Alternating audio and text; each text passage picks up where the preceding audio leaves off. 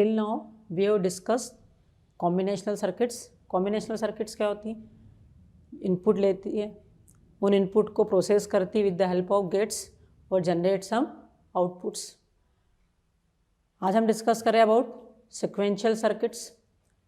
Sequential circuits भी input लेती है, सर्किट्स की हेल्प से उनको आउटपुट में जनरेट करती है। लेकिन सिक्वेंशियल सर्किट की एक प्रॉपर्टी होती है, how they are different from combinational circuit. तो very first property of sequential circuit is feedback. Feedback मतलब output of circuit is one of the input to the circuit.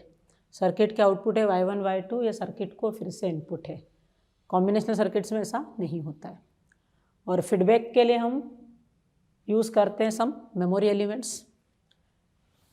y1 store हो रहा है in memory element m, और फिर m की help से वापस कहाँ जा रहा है? Input to the circuit. तो सिक्वेंशियल सर्किट की फर्स्ट प्रॉपर्टी होती है फीडबैक, और सेकंड प्रॉपर्टी होती है they have some memory element to store the output. तो वेरी फर्स्ट सिक्वेंशियल सर्किट हम डिस्कस करें is latch. Latch is a circuit which is used to store 1 bit. Latch circuit के 2 outputs होते Q and Q bar. Q मतलब जो currently latch ने store कर रखा है, और Q बार मतलब अगर लैच ने करंटली 0 स्टोर कर रखा है तो Q 0 होगा, और Q बार डेफिनेटली उसका कॉम्प्लीमेंट मतलब कितना होगा? 1 होगा। अगर हमारी सर्किट ने करंटली 0 रिस्टोर कर रखा है तो Q 0 Q बार 1। अगर हमारी सर्किट ने करंटली 1 स्टोर कर रखा है तो Q 1 होगा और Q बार 0 होगा। तो Q is the value stored bye latch. तो हम एक बेसिक RS लैच यहाँ डिस्कस कर रहे हैं with 2 input R and S। ये पूरी जो हमारी अरेंजमेंट है, ये अरेंजमेंट 1 बिट को स्टोर करने के काम आती है। R फॉर रीसेट और S फॉर सेट। सेट मतलब आउटपुट को 1 करना।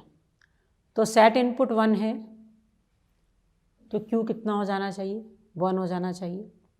और रिसेट करना मतलब वैल्यू को 0 सेट करना ना। तो अगर रिसेट इनपुट 1 है तो Q शुड बी 0। तो सेट 1 तो Q 1, रिसेट 1 तो Q 0। तो हम एक बार इसकी ट्रुथ टेबल बना के देखते हैं, साथ में सर्किट की वर्किंग को डिस्कस करते हैं कि हाउ दिस सर्किट वर्क्स। तो इस सर्किट को इनपुट क्या है? R and S। इसका आउटपुट है Q और Q बार, और ये Q बेसिकली इनपुट में भी आ रहा है। तो R S और QT मतलब जो करंट आउटपुट जो इनपुट में आ रहा है। अब आप R और S को कुछ चेंज करेंगे तो आउटपुट चेंज होगा। वो चेंज आउटपुट को हमने जैसे करंटली 0 आ रहा है, Q 0 है, करंट आउटपुट 0, तो इसलिए इनपुट भी कितना हो गया? 0। मैंने S को 1 किया, तो इस चेंज के कारण Q और Q बार में कुछ चेंज होगा। वो चेंज आउटपुट को हम कहते हैं नेक्स्ट आउटपुट QT+1। तो QT मतलब करंट आउटपुट, QT+1 मतलब what next output your circuit will generate.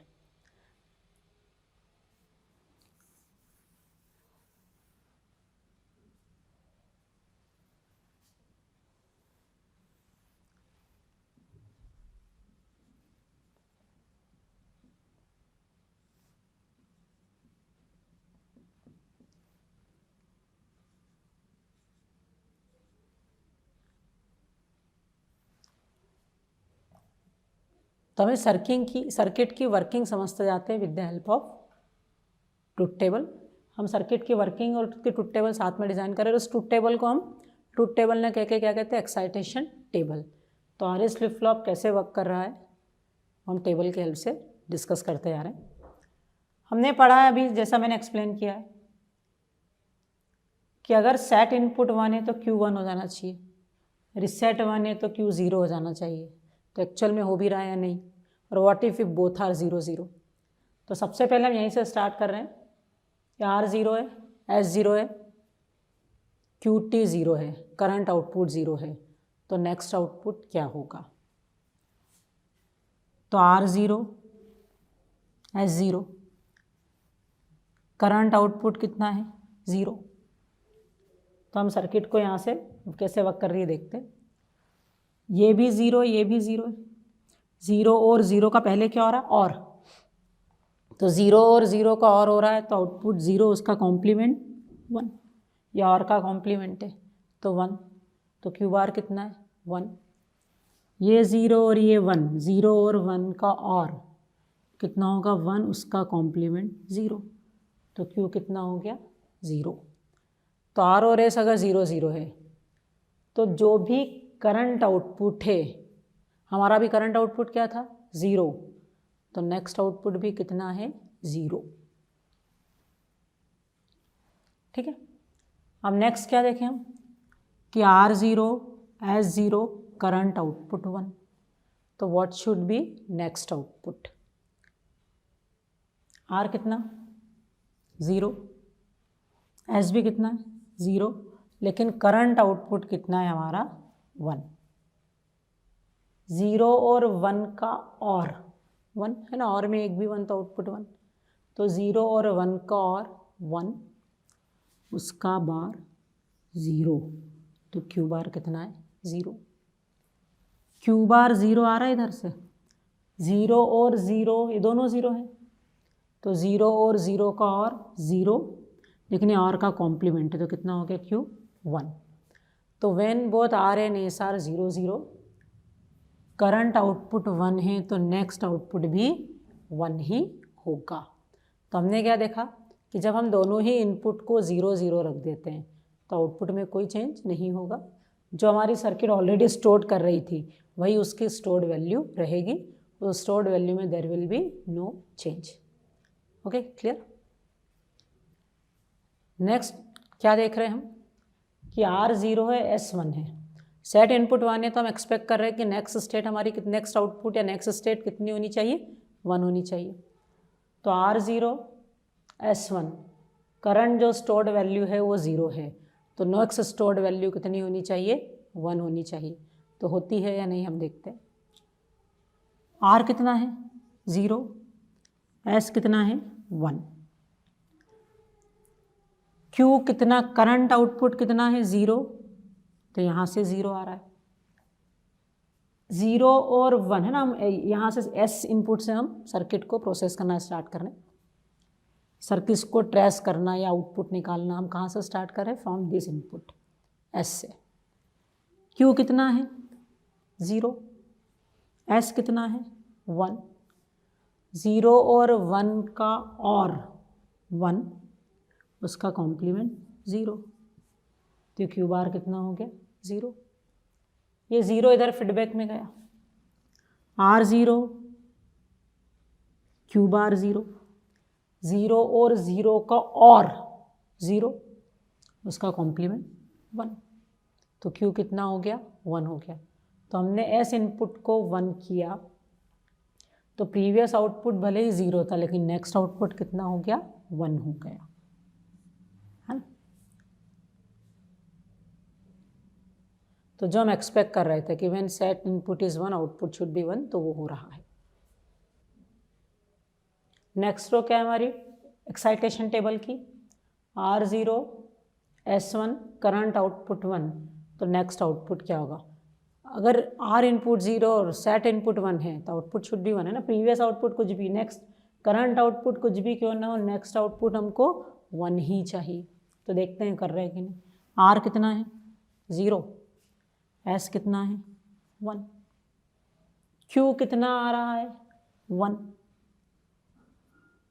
तो इस OR गेट के दोनों इनपुट 1 हो रहे हैं, तो OR का आउटपुट 1, OR का 1, तो NOR का कितना हो जाएगा 0, तो Q बार कितना हो गया 0, Q बार 0 है, R 0 है, 0 और 0 का और 0, उसका कॉम्प्लीमेंट 1, तो आउटपुट Q कितना हो गया हमारा 1, और वही हमको एक्सपेक्टेड था। तो जब R0 S1, तो करंट स्टेट कुछ भी क्यों न हो, नेक्स्ट स्टेट हमेशा क्या हो रही है 1 ही हो रही है।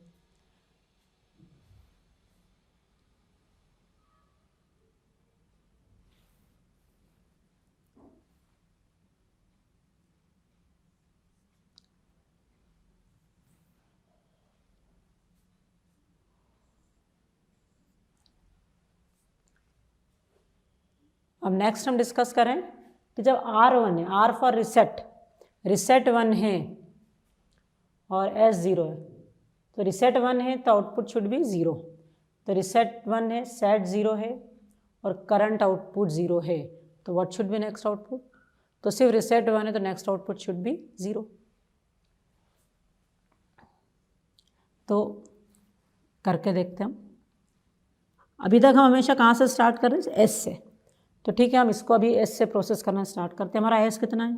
0। क्यू कितना है? 0।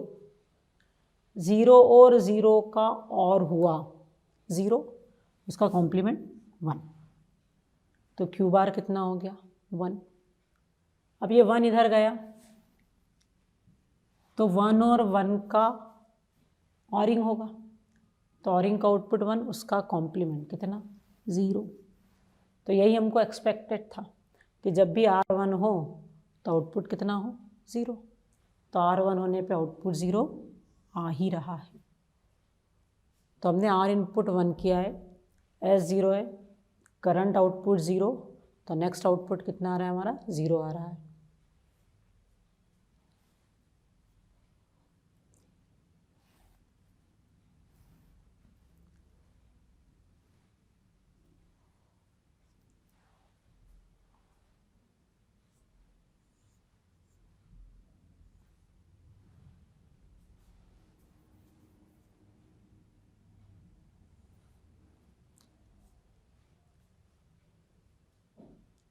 तो नेक्स्ट हम देख रहे हैं R1 S 0 और करंट आउटपुट 1। R1 है तो नेक्स्ट आउटपुट 0 होना ही चाहिए, करंट भले 0 हो या 1 हो, तो नेक्स्ट यहाँ पे 0 होता है या नहीं होता, हमें सर्किट की हेल्प से देख रहे हैं। R1 S 0 करंट आउटपुट 1, तो नेक्स्ट आउटपुट कितना होना चाहिए? तो if R input is 1, next output definitely कितना होना चाहिए? 0 होना चाहिए। तो R1 S 0, ये 1, 0 और 1 का और 1, उसका कॉम्प्लीमेंट 0, तो क्यू बार कितना हो गया? 0। अब ये क्यू बार इधर इनपुट में जा रहा है, ये कितना? 0। तो R1 ये 0, 0 और 1 का और हुआ 1, है ना, 0 और 1 का और हुआ 1, उसका कॉम्प्लीमेंट 0। अब यहाँ सर्किट में प्रॉब्लम क्या हो गई कि both Q and Q bar कितने आ गए? 0, जबकि एक 0 होना चाहिए तो एक 1 होना चाहिए। तो अगर आपका आउटपुट जो आप एक्सपेक्टेड है वो नहीं आ रहा है, इसका मतलब हो सकता है आपकी सर्किट स्टेबल नहीं हुई है। तो आप सर्किट को मल्टीपल टाइम आउटपुट निकाल के देखो जब तक कि एक कांस्टेंट आउटपुट नहीं आ रहा हो। तो हम यहाँ तक वर्क किया था, हमने यहाँ से स्टार्ट किया था, क्या देखा था? ये 0 ये 1 है, तो आउटपुट कितना हो गया? 0।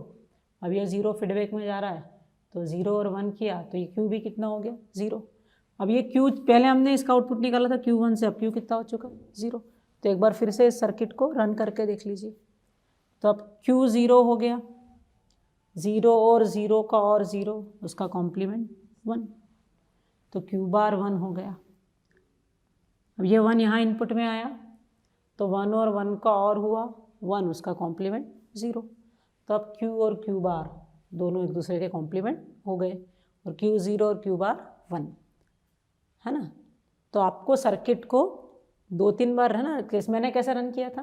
पहले ये चेंज हुआ, इसका इफेक्ट यहाँ आया, फिर ये जो चेंज हुआ इसका इफेक्ट वापस यहाँ पे आया। तो आपने सर्किट को ट्रेस करके या स्टेबल करके देखा ना, 2-3 वर्किंग में आपके सर्किट क्या होगा? स्टेबल।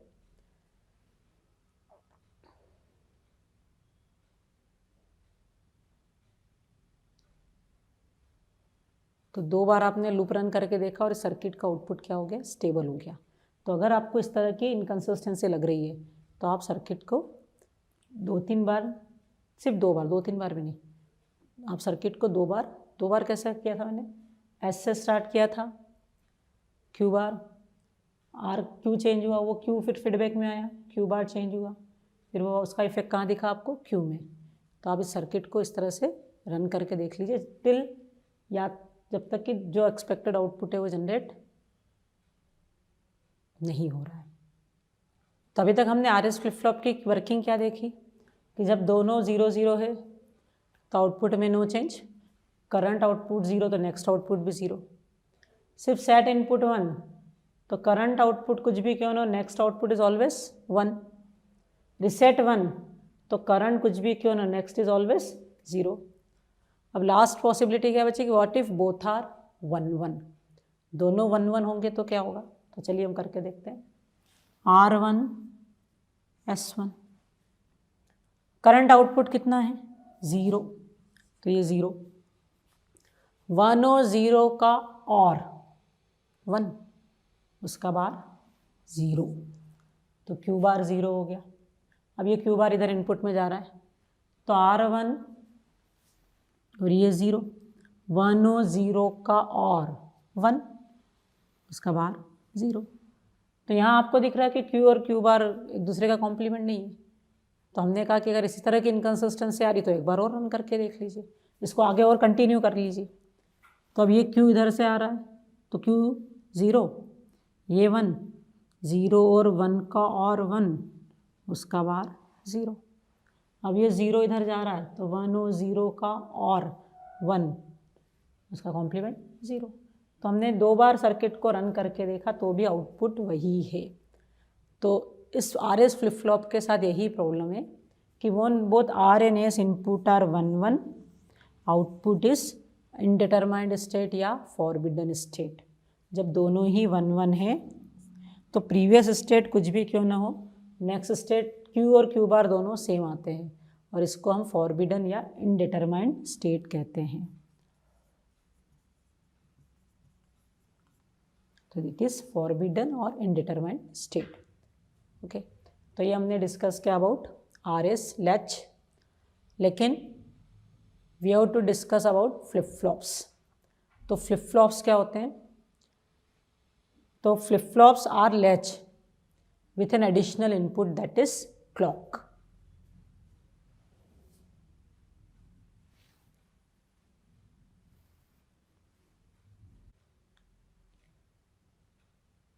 तो ये हमारा RS फ्लिप फ्लॉप है। अगर ये हम छोड़ दें तो इट इज़ बेसिक लैच, ये R इनपुट है, ये S इनपुट है। लेकिन ये फ्लिप फ्लॉप में कब कन्वर्ट हो गया, जब हमने एक एडिशनल इनपुट दिया है क्लॉक। अगर क्लॉक 1 होगी, हमने सिर्फ R और S को में कुछ चेंज किया, R को 1 कर दिया, लेकिन क्लॉक 0 है तो एंडिंग का रिजल्ट क्या होगा 0, और एंड का रिजल्ट 0 हुआ तो इस सर्किट में कोई चेंज नहीं होगा। तो ये सर्किट तभी इनेबल्ड होगी, तभी वर्क करेगी व्हेन क्लॉक इज़ 1। क्लॉक 0 है तो इस सर्किट में कोई चेंज नहीं होगा। तो flip flop is latch with additional input clock. बाकी इस फ्लिप फ्लॉप की वर्किंग टेबल या एक्साइटेशन टेबल सेम वही रहेगी। ये सारे चेंजेस कब होंगे, व्हेन क्लॉक इज़ 1। क्लॉक 0 है तो सर्किट के आउटपुट में सर्किट डिसेबल जैसी होगी, सर्किट में कोई चेंज नहीं होगा। लेकिन क्या हम जब भी मेमोरी एलिमेंट चाहिए तो क्या हम RS फ्लिप फ्लॉप यूज़ करते हैं, तो डेफिनेटली नहीं यूज़ करते हैं, क्योंकि there exist a forbidden state. जो भी हम सर्किट्स यूज़ करते हैं उनमें इस तरह की कोई स्टेट्स नहीं होनी चाहिए। तो हम डायरेक्टली RS फ्लिप फ्लॉप्स कभी यूज़ नहीं करते because of this forbidden state. तो जब भी हम कोई सर्किट इम्प्लीमेंट करते हैं, सिक्वेंशियल सर्किट जिनमें मेमोरी सेल्स चाहिए, तो हम D, JK या T फ्लिप फ्लॉप यूज़ करते हैं। तो हम यहाँ 2 फ्लिप फ्लॉप डिस्कस करें, सॉरी हम यहाँ 3 फ्लिप फ्लॉप डिस्कस करने जा रहे हैं, D, T एंड JK। अभी हमने RS फ्लिप फ्लॉप का डिटेल सर्किट डायग्राम देखा है, बट सिम्बॉलिकली हम RS फ्लिप फ्लॉप को इस तरह से रिप्रेजेंट करते हैं। 2 इनपुट R एंड S, ये क्लॉक इनपुट, और 2 outputs Q and Q bar. RS flip flop में क्या प्रॉब्लम थी हमको, तो when both R and S are 1 1, output क्या होता है, फॉरबिडन स्टेट या इनडिटरमाइंड स्टेट। तो ये दोनों ही इनपुट 1 1 होते तब हमको प्रॉब्लम हो रही थी। तो हमने नेक्स्ट फ्लिप फ्लॉप इंट्रोड्यूस किया, D flip flop. D flip flop is a flip flop with single input D। तो D फ्लिप फ्लॉप हम बेसिक RS फ्लिप फ्लॉप से ही इम्प्लीमेंट कर सकते हैं। जो हमारा D इनपुट होता है वो हमने S की जगह D को इनपुट दे दिया, और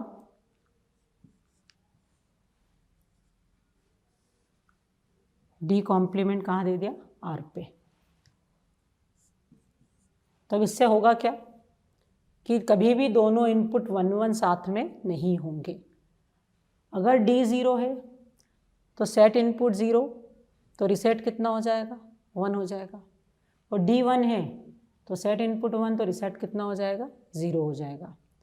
तो दोनों इनपुट कभी साथ में 1 नहीं होंगे, तो जो हमारी फॉरबिडन स्टेट थी वो अपीयर नहीं होगी। तो हम डी फ्लिप फ्लॉप की एक्साइटेशन टेबल बना के देखते हैं, how D flip flop works.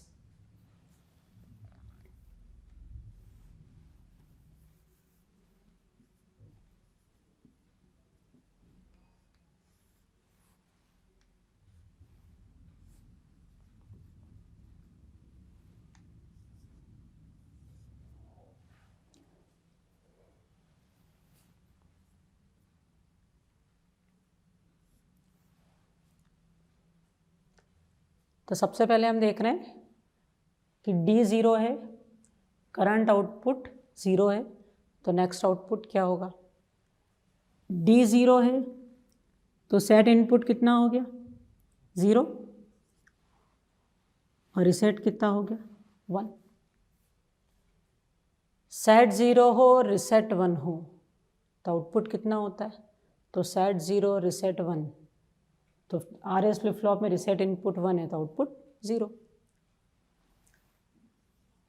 तो D 0 करंट स्टेट 0, तो नेक्स्ट स्टेट 0।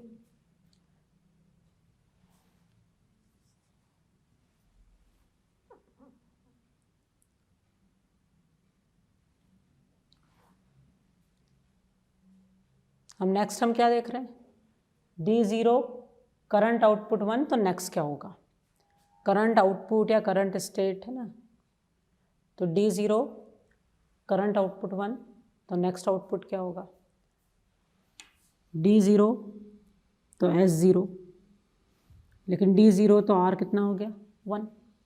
अब रिसेट 1 है तो output previous next state, sorry, अगर रिसेट 1 है तो करंट आउटपुट कुछ भी क्यों ना हो, नेक्स्ट आउटपुट हमेशा कितना होता है, 0, तो नेक्स्ट आउटपुट 0 हो गया।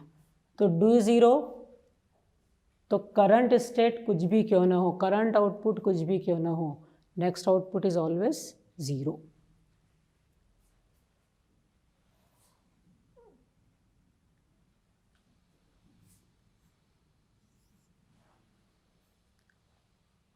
अब नेक्स्ट हम देख रहे हैं कि D1 है और करंट स्टेट या करंट आउटपुट 0, तो D1 है तो S1 हो गया और R 0 हो गया।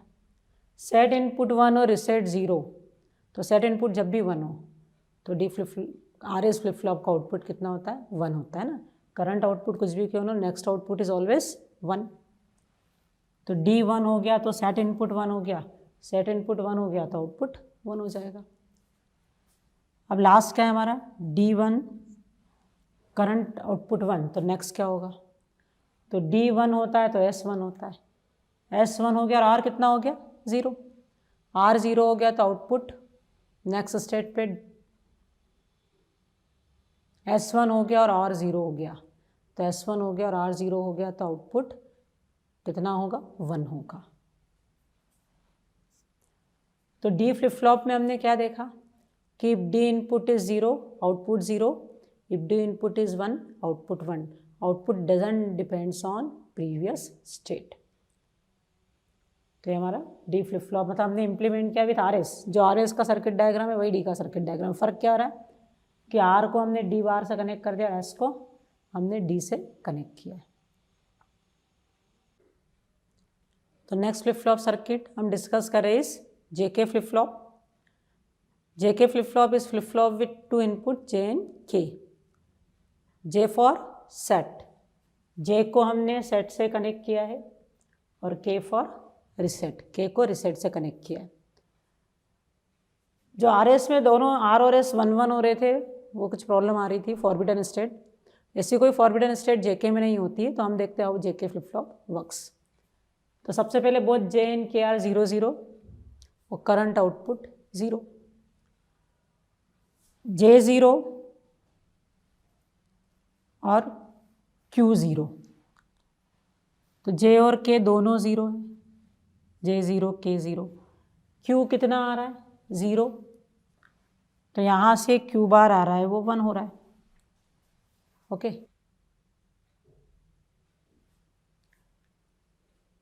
तो 0 और 0 का एंड हुआ 0, 0 और 1 का एंड हुआ वो भी 0, तो R और S दोनों 0 0 हैं। R और S दोनों 0 0, तो हमने क्या पढ़ा कि RS फ्लिप फ्लॉप में both R and S are 0 0, तो आउटपुट इज प्रीवियस स्टेट।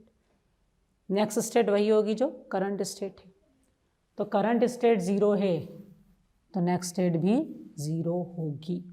तो when both J and K are 0 0, current state 0 तो नेक्स्ट भी 0।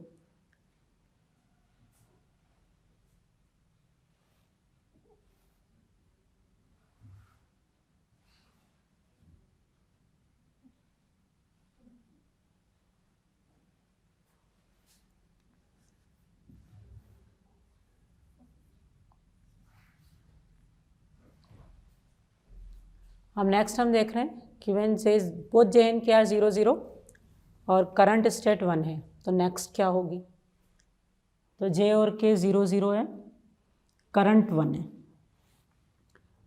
तो J0 K0, Q कितना है 1, तो Q बार कितना होगा 0, 1 और 0 का एंड हुआ ये भी 0, यहाँ भी 0।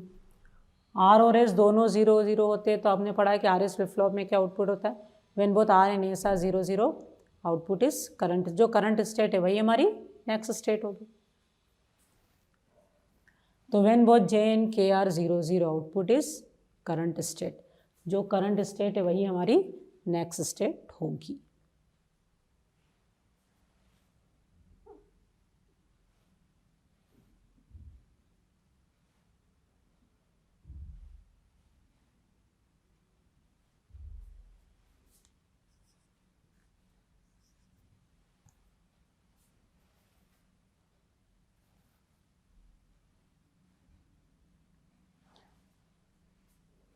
अब नेक्स्ट हम देख रहे हैं कि J0 K1, K for reset, K reset से कनेक्टेड है, तो रिसेट 1 है तो आउटपुट क्या हो जाना चाहिए 0 होना चाहिए। तो हम इस सर्किट की हेल्प से देख रहे हैं कि आउटपुट 0 हो भी रहा है या नहीं हो रहा है। J कितना है 0, K कितना है 1, QT करंट आउटपुट कितना है 0, तो ये 0, और इसका कॉम्प्लीमेंट कितना, ये भी 0। अब एंड गेट का एक भी इनपुट 0 तो आउटपुट 0। अब R और S दोनों कितने हो गए 0 0, और R और S दोनों 0 होते हैं तो आउटपुट क्या होता है, नेक्स्ट स्टेट क्या होती है, नेक्स्ट आउटपुट क्या होता है, वही जो हमारा करंट है। तो अभी हमारा करंट कितना है 0, तो नेक्स्ट भी कितना हो गया 0। तो J0 K1 करंट 0 तो नेक्स्ट भी 0। वैसे भी K फॉर रिसेट है, K1 है, तो ये करंट स्टेट कुछ भी क्यों ना, नेक्स्ट कितनी चाहिए हमको 0। तो ये हमारा डायग्राम शो कर भी रहा है कि ऐसा हो रहा है।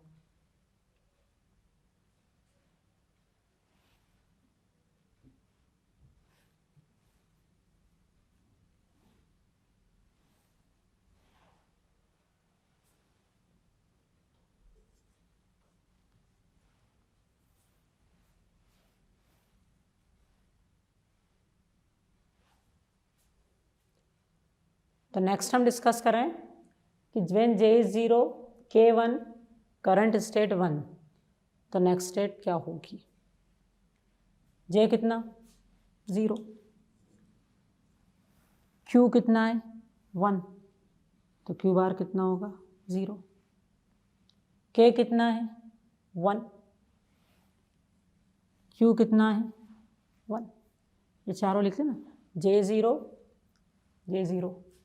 K1 Q1 Q बार 0, क्योंकि Q और Q बार क्या है करंट आउटपुट है ना, जो 1 लिख रखा है हमने, तो Q1 तो Q बार 0। अब इस एंड गेट का आउटपुट 1, इस एंड गेट का आउटपुट 0। अब यहाँ क्या हो गया, रिसेट इनपुट 1 और सेट 0। अब RS फ्लिप फ्लॉप में रिसेट 1 तो आउटपुट कितना हो जाता है 0, तो इसलिए नेक्स्ट स्टेट कितनी हो गई आपकी 0। तो क्या देखा हमने कि जब K इनपुट 1 है तो प्रीवियस करंट स्टेट कुछ भी क्यों ना हो, नेक्स्ट स्टेट कितनी आ रही है हमारी, 0 आ रही है।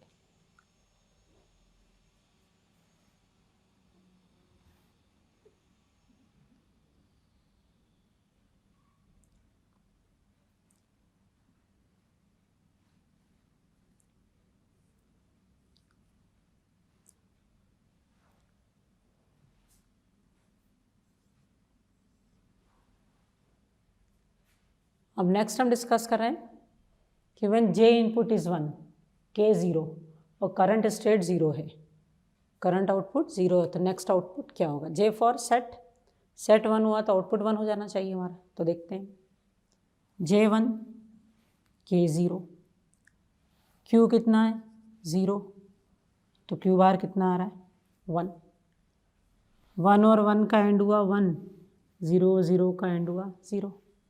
तो इस आर एस फ्लिप फ्लॉप का सेट इनपुट 1 हो गया और इस सेट इनपुट 0 हो गया। और जब भी आर एस फ्लिप फ्लॉप का सेट इनपुट 1, तो फ्लिप फ्लॉप का आउटपुट कितना सेट हो जाता है, 1 सेट हो जाता है। इसलिए करंट स्टेट 0 होती तो नेक्स्ट कितनी हो गई 1। तो जैसे ही जे इनपुट 1 हुआ, आउटपुट आपका कितना हो गया 1 हो गया।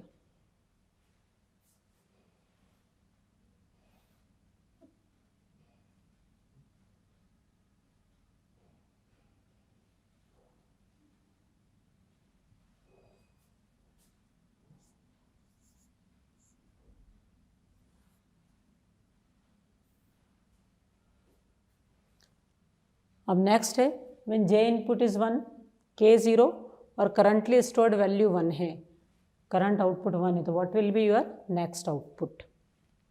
तो जे 1 के 0, क्यू कितना है 1,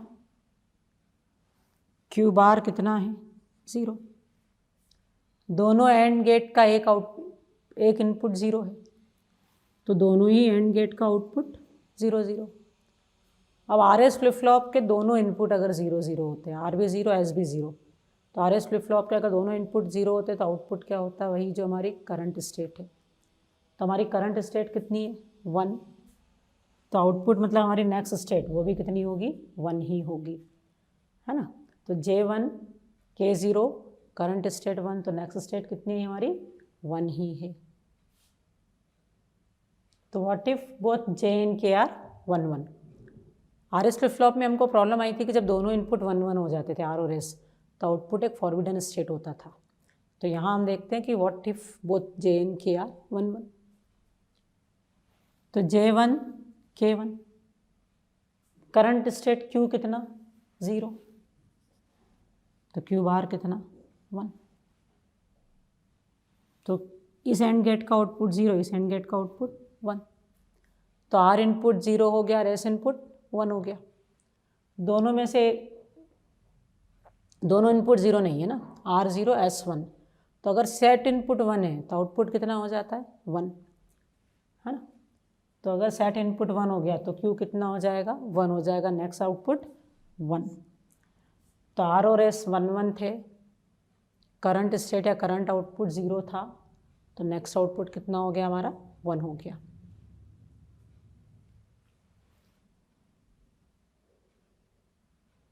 तो नेक्स्ट क्या देख रहे हैं, both J and K are 1 1 और करंट आउटपुट 1 है, तो नेक्स्ट क्या होगा, तो J1 K1 करंट आउटपुट कितना है 1, तो ये 1 हो गया, लेकिन इसका कॉम्प्लीमेंट कितना हो जाएगा, Q1 है तो Q बार कितना हो जाएगा 0। तो इस एंड गेट का आउटपुट 1, इस एंड गेट का आउटपुट 0। तो रिसेट इनपुट 1 हो गया और सेट 0 हो गया, तो रिसेट 1 और सेट 0, तो नेक्स्ट आउटपुट कितना होता है 0, है ना। तो इसलिए हमारा नेक्स्ट आउटपुट कितना हो जाएगा 0। तो क्या देखा हमने कि अगर J और K दोनों 1 1 है तो करंट आउटपुट 0 है तो नेक्स्ट 1 हो जाता है, करंट 1 है तो नेक्स्ट कितना हो जाता है 0 हो जाता है ना। तो ये हमारी JK फ्लिप फ्लॉप के एक्साइटेशन टेबल, एक बार हम फिर से इसको रिकॉल करते हैं कैसे वर्क करता है। If both J and K are 0 0, तो करंट स्टेट जो है वही हमारी नेक्स्ट स्टेट होगी, करंट 0 तो नेक्स्ट भी 0, करंट 1 तो नेक्स्ट भी 1, तो JK 0 होने पे आउटपुट में देयर इज़ नो चेंज। फिर के केवल 1 है, एक जे इनपुट 0, के 1, के फॉर रिसेट, के 1 होगा तो आउटपुट 0, सिर्फ जे 1 है, ओनली जे इज 1, तो जे फॉर सेट, जे 1 तो आउटपुट 1। बोथ आर 1 1 तो यहाँ प्रॉब्लम नहीं हो रही है, बोथ आर 1 1 तो करंट स्टेट 0 तो नेक्स्ट 1, करंट 1 तो नेक्स्ट 0, इसको कहते हैं टॉगल होना, 0 है तो 1 हो गया, 1 है तो 0 हो गया। तो इफ बोथ जे एंड के आर 1 1 आउटपुट क्या हो जाता है, टॉगल हो जाता है। करंट 0 है तो नेक्स्ट 1 हो जाएगा, करंट 1 है तो नेक्स्ट 0 हो जाएगा। तो ये हमारे जेके फ्लिप फ्लॉप की एक्साइटेशन टेबल हो गई। तो अभी हमने जेके फ्लिप फ्लॉप की एक्साइटेशन टेबल डिस्कस की है। अब हम स्टेट डायग्राम डिस्कस करें for JK flip flops. JK flip flop में दो पॉसिबल स्टेट होती है, 0 एंड 1, है ना। ये स्टेट मतलब आपका करंट आउटपुट जिसको आप QT कहते हो, कितना 0, और ये स्टेट 1 मतलब आपका QT कितना है 1, करंट आउटपुट जिसको कहते हैं। तो ये स्टेट क्या बता रही, करंट आउटपुट 0 है, और ये स्टेट क्या बता रही कि हमारा करंट आउटपुट 1 है। अब ये 0 और ये क्या हो गया 1, ओके। जे बार हमने पढ़ा है कि किसी वेरिएबल ना मिन टर्म्स में अगर हम डिस्कस करते हैं और किसी वेरिएबल पे कॉम्प्लीमेंट लगाए मतलब उसकी वैल्यू कितनी 0। अगर जे 0 है और करंट स्टेट भी कितनी है 0, तो हम कह रहे हैं कि जे अगर 0 है तो लूप लगा हुआ है, करंट स्टेट 0 है तो नेक्स्ट स्टेट भी 0 होगी। तो हम ये कहना चाह रहे हैं कि जे 0 करंट 0 तो नेक्स्ट 0 होगी, के कुछ भी हो चलेगा। तो हम देखते हैं के 0 होगा तो क्या होगा, के 1 होगा तो क्या होगा। तो जे 0 और के 0 तो आउटपुट क्या होता है, करंट स्टेट 0 तो नेक्स्ट भी 0 होती है। हमने पढ़ा ही कि वो जे एन के आर 0 0, तो जो करंट स्टेट है वही नेक्स्ट स्टेट होगी। तो जे 0 के 0 करंट स्टेट 0 तो नेक्स्ट 0, जे 0 के 1 के फॉर रिसेट, के 1 हुआ तो आउटपुट 0 होना ही है। तो अगर जे 0 है और करंट स्टेट 0 है तो के कुछ भी क्यों ना हो नेक्स्ट स्टेट 0 ही रहेगी। तो हमारा ये डायग्राम भी यही बता रहा है कि व्हेन जे इज 0 और करंट 0 है तो नेक्स्ट भी 0 ही रहेगी। फिर वो ये डायग्राम क्या बता रहा है कि जब जे 1 है और करंट 0 है तो नेक्स्ट कितनी हो जाएगी 1 हो जाएगी। तो हम करके देखते हैं, जे 1 है करंट स्टेट 0 है तो नेक्स्ट स्टेट हम कह रहे हैं 1 हो जानी चाहिए इर्रिस्पेक्टिव ऑफ के, क्योंकि यहाँ पे के का कोई रोल ही नहीं, जे का ही लिख रहे हैं। तो के 1 भी हो या 0 भी हो नेक्स्ट स्टेट कितनी चाहिए हमको 1। तो जे 1 और उस केस में अगर हमने के 1 मान लिया तो जे 1 के 1 तो आउटपुट क्या होता है टॉगल, तो 0 है तो नेक्स्ट स्टेट 1। जे 1 के 0 J for set, set input 1 है तो आउटपुट कितना हो जाता है 1। तो जे 1 के 0 करंट 0 तो नेक्स्ट कितनी 1। तो करंट स्टेट अगर 0 और से जे इनपुट 1 है तो के इनपुट कुछ भी क्यों ना हो नेक्स्ट स्टेट कितनी होने वाली है 1 ही होने वाली है। तो इसलिए अगर करंट स्टेट 0 है और जे इनपुट 0 तो नेक्स्ट स्टेट भी 0, करंट स्टेट 0 है और जे इनपुट 1 तो नेक्स्ट स्टेट कितनी हो जाएगी हमारी 1 हो जाएगी, है ना। मतलब जब करंट स्टेट 0 है तो आउटपुट हमारा के पे डिपेंड ही नहीं कर रहा है, आउटपुट हमारा किस पे डिपेंड कर रहा है सिर्फ जे पे, जे 0 तो आउटपुट 0, जे 1 तो नेक्स्ट स्टेट 1। अब नेक्स्ट क्या बता रहे हैं हम कि अगर हमारी करंट स्टेट 1 है और के बार मतलब के कितना 0 तो नेक्स्ट स्टेट कितनी होनी चाहिए 1। तो अब यहीं करके देखते हैं, करंट 0 के 0 सॉरी करंट 0 नहीं कितनी करंट 1 के 0 करंट 1, तो जे 0 हो या 1 हो नेक्स्ट स्टेट कितनी आनी चाहिए 1 ही ना, क्योंकि ये कह रहा है कि के अगर 0 है तो करंट स्टेट 1 है तो नेक्स्ट भी 1 होना चाहिए। तो के अगर 0 है और करंट स्टेट 1 है तो नेक्स्ट भी 1 होना चाहिए, जे पे डिपेंड नहीं करना चाहिए। तो देखते हैं के 0 करंट 1 जे 0, तो जब दोनों जे और के 0 0 होते हैं तो आउटपुट क्या होता है, करंट स्टेट, जो अभी करंट स्टेट है वही हमारी नेक्स्ट स्टेट भी होगी। तो J0 K0 QT1 तो ये भी 1, और J1 K0, J for set, J1 है K0 है तो आउटपुट कितना आना है, 1 ही आना है। तो अगर हमारी करंट स्टेट 1 है और K इनपुट 0 है तो नेक्स्ट स्टेट डेफिनेटली क्या होगी, 1 ही होगी, वो J पे डिपेंड ही नहीं कर रही है। ओके, चलिए अब ऐसे ही हम क्या कह रहे हैं कि हमारी करंट स्टेट 1 है और K इनपुट 1 है तो नेक्स्ट स्टेट कितनी हो जाएगी, 0। तो करंट स्टेट 1 है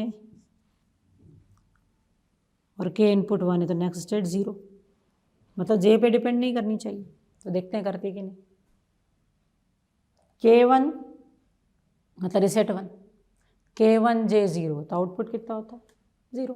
रिसेट इनपुट 1 है तो आउटपुट 0, तो K1 J0 तो आउटपुट 1, और K1 और J1 K1 तो आउटपुट क्या होता है, टॉगल। करंट 1 है तो नेक्स्ट कितनी हो जाएगी, 0। तो K जब 1 है तो J कुछ भी क्यों ना हो, नेक्स्ट स्टेट कितनी हो जाएगी आपकी, 0 ही हो जाएगी। J0 हो या 1, डोंट केयर कह सकते कि J कुछ भी हो, अगर करंट स्टेट 1 है और K 1 है तो नेक्स्ट स्टेट कितनी हो जाएगी, 0 हो जाएगी। तो ये हमारे JK फ्लिप फ्लॉप का क्या हो गया, स्टेट डायग्राम। जब स्टेट 0 है तो आउटपुट केवल J इनपुट पे डिपेंड कर रहा है, हम जब स्टेट 1 पे है तो आउटपुट केवल K इनपुट पे डिपेंड कर रहा है।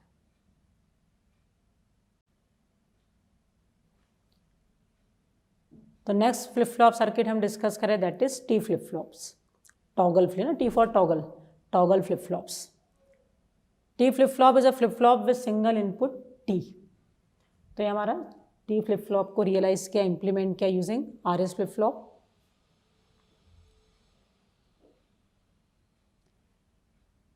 तो सबसे पहले हम डिस्कस करें कि व्हेन T इनपुट इज 0 और करंट आउटपुट भी 0 है तो नेक्स्ट आउटपुट क्या होगा। तो T इनपुट 0 है, T इनपुट 0 है तो दोनों ही एंड गेट का आउटपुट 0, और दोनों एंड गेट का आउटपुट 0 तो R और S दोनों 0 हो जाएंगे। और जब RS फ्लिप फ्लॉप में both R and S are 0 0, output is previous state. अगर हमारी ये स्टेट 0 तो नेक्स्ट भी 0, ये 1 होगी तो नेक्स्ट भी 1 होगी। तो जब T 0 हुआ तो R और S दोनों 0 0 हो रहे हैं, R और S दोनों 0 0 हो रहे हैं, तो ये 0, करंट स्टेट 0 तो नेक्स्ट भी 0, करंट 1 तो नेक्स्ट भी 1 ही होगी। चलिए, तो T 0 करंट स्टेट 0 तो नेक्स्ट 0, फिर T 0 करंट 1 तो नेक्स्ट क्या होगी। तो अभी हमने देखा ही है कि अगर T 0 है तो इन दोनों एंड गेट का आउटपुट 0, क्योंकि एक इनपुट 0 तो आउटपुट 0, दोनों आउटपुट 0 तो R और S 0 0। जब R और S 0 0 तो नेक्स्ट स्टेट क्या होती है, वही जो करंट है। तो करंट 0 होती तो नेक्स्ट 0, करंट 1 है तो नेक्स्ट भी 1 होगी। तो नेक्स्ट हम डिस्कस करें व्हेन T इज 1 और करंट आउटपुट 0 है तो नेक्स्ट क्या होगा।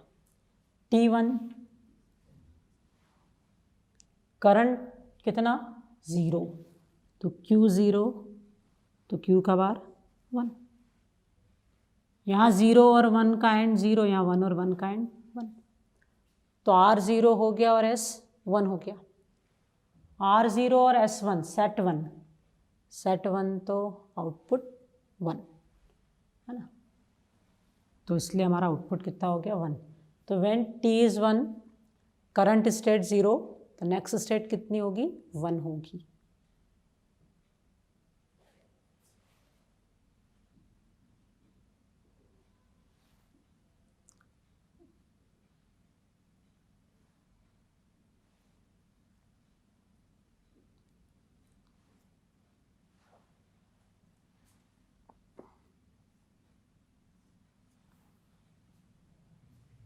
फाइनली हम देख रहे हैं व्हेन T1 करंट स्टेट भी 1 तो नेक्स्ट क्या होगी, T1 तो ये दोनों इनपुट 1 1, Q1 तो Q का बार 0, 1 और 1 का एंड हुआ 1, 1 और 0 का एंड हुआ 0। तो रिसेट इनपुट 1 हो गया और सेट 0। रिसेट इनपुट 1 हुआ तो आर एस फ्लिप फ्लॉप का आउटपुट कितना हो जाता है 0। तो इसलिए हमारी सर्किट का आउटपुट कितना हो गया 0। तो हमारा टी फ्लिप फ्लॉप का एक्साइटेशन टेबल हो गया। इस एक्साइटेशन टेबल से हमको क्या क्लियर हो रहा है कि when T input is 0 output is current state ना। नेक्स्ट स्टेट क्या होगी, वही जो करंट स्टेट है। करंट 0 तो नेक्स्ट भी 0, करंट 1 तो नेक्स्ट 1। तो when T is 0 output is current state. When T input is 1 तो करंट स्टेट 0 तो नेक्स्ट 1, करंट 1 तो नेक्स्ट 0। तो when T input is 1 output क्या हो जाता है टॉगल। 0 है तो 1, 1 है तो 0।